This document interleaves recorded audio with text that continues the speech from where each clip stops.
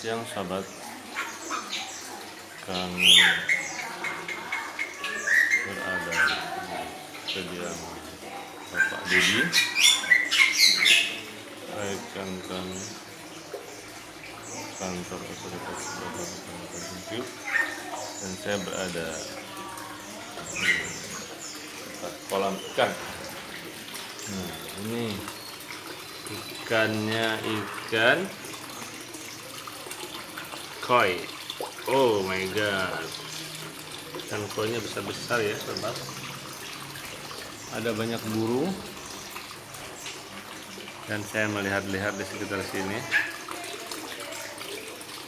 Oh, masya Allah, ada burung yang pandai berkicau. Burung apa namanya ya?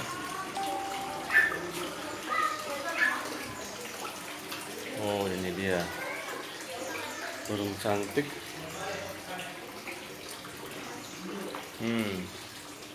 Kami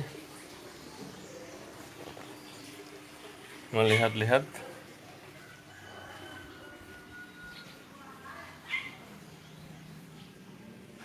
samping, dan ini tadi kami sudah berenang di sini,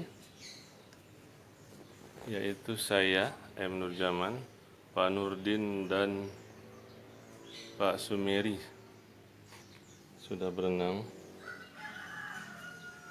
di kolam renang ini, saudara-saudara. Untuk selanjutnya kami akan makan dengan rekan-rekan kami. Terima kasih.